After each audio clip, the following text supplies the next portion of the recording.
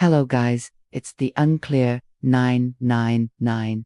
Today's video is about not trusting most people. Sometimes the hardest but most necessary decision you will ever make in life is learning not to trust most people, and understanding that protecting your peace often means cutting people off, even if it hurts. Trust is fragile, sacred, and once broken, it's never quite the same. Not everyone who smiles at you has good intentions. Some people only come around to take, to drain, to manipulate, or to benefit from your light without ever pouring anything back into you. They disguise their envious friendship, their self. But with time, you learn that real loyalty doesn't need convincing. It doesn't shift with seasons or convenience. When someone constantly gives you doubt, anxiety, or disappointment, instead of support, clarity, and honesty, it's not cruel to let them go. It's self-respect. You learn to observe patterns, not promises. You learn that silence speaks louder than apologies, and repeated behavior is louder than 1,000 words. Trusting everyone is a quick way to drain your energy, waste your time, and destroy your sense of self. Cutting people off doesn't make you cold or heartless. It makes you wise, experienced, and focused on healing. There is power in solitude, there is strength in boundaries, and there is freedom in choosing who gets access to your time, energy, and vulnerability. Not everyone is meant to walk your entire journey with you. Some are just lessons, reminders, or caution signs. It's okay to love people from a distance. It's okay to grow beyond them. And it's more than okay to protect your peace like it is your life, because it is. And as time passes, you start to understand that not everyone around you is rooting for you. Not really. Some are just close enough to monitor your progress, to compete silently, to feed their egos by comparing your setbacks to their shallow wins. Others only show up when they need something, vanishing the moment you reach for them. It's painful, yes, especially when the ones you had the deepest love for, the ones you swore would be in your life forever, reveal themselves as temporary or toxic. But pain becomes a powerful teacher, and solitude becomes a sanctuary where you finally hear your own voice. Often, it's quiet. It's a shift in your energy, a decision made in your spirit long before it's spoken aloud. You stop replying, you stop explaining, you stop lowering your standards just to keep the peace. Because you realize peace without honesty isn't peace at all itself. And while it's noble to forgive, it's even more noble to protect your boundaries. You can wish people well and still walk away. You can have a soft heart and still enforce hard lines. You don't owe anyone continued access to your life simply because they once had it. And soon, the circle grows smaller, but the energy becomes purer. You value quality over quantity, loyalty over familiarity. The friends who remain are real. They uplift you, speak your name in rooms you're not in, and remind you who you are when you forget. You stop seeking validation from crowds and start cherishing the ones who never made you question your worth. You stop giving out pieces of yourself to people who only show up with open hands and empty hearts. You grow, you protect your energy, you become whole again, and in that wholeness, you find peace, not in who stays but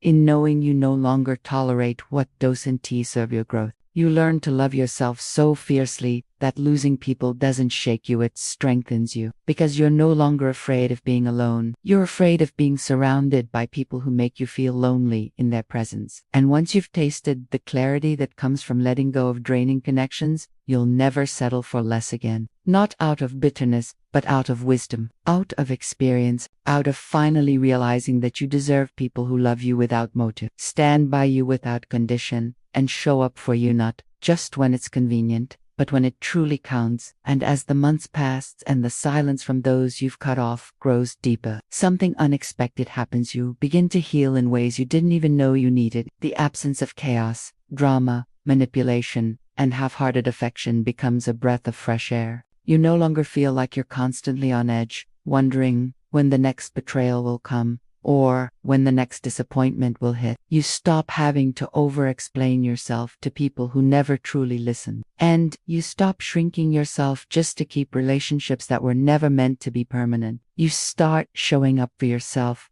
not just emotionally, but spiritually. You begin to reclaim the pieces of your identity that you gave away, trying to please others who were never satisfied, never present, never true. And maybe in the beginning, you feel guilty. You question if you were too harsh, too unforgiving, but that guilt fades the more you realize that protecting your peace, isn't selfishet as sacred. It's essential, because the people who love you the right way will never make you feel like you're really hard to love. They won't twist your vulnerability into weakness or your boundaries into rejection. They will honor your presence, respect your silence, and celebrate your growth. And when you cut people off, you're not creating enemies, you're creating distance between your future and your past. You're not punishing anyone, you're preserving yourself.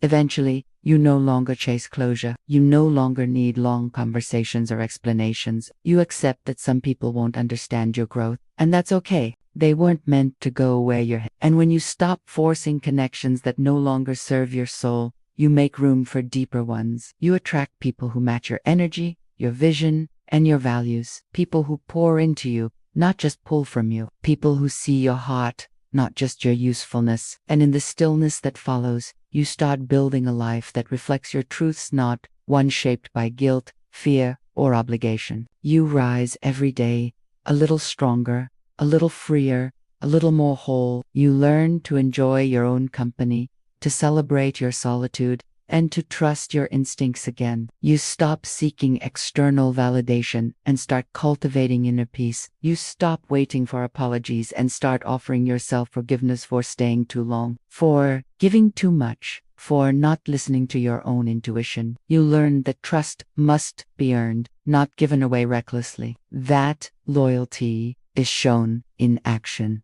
not just words. And that peace is not something you find in others, it's something you create within yourself. By choosing to walk away from what no longer aligns with your spirit, you realized that not trusting most people, isn't a sign of bitterness, it is a sign of wisdom, of discernment, of finally valuing yourself enough to protect your energy like it's gold. Because it is. And in that realization, you no longer fear letting go. You fear settling for less than you deserve, settling for fake smiles, one-sided conversations, or people who only remember you when it's convenient. You'd rather walk alone in truth than stand in a crowd built on lies. You'd rather have 5 real people than 50 who only come around when you're winning. And when you make that shift, when you truly step into your power, you begin to experience life with a different lens. Clearer, quieter, stronger, more intentional. And from that place, you don't just survive, you thrive.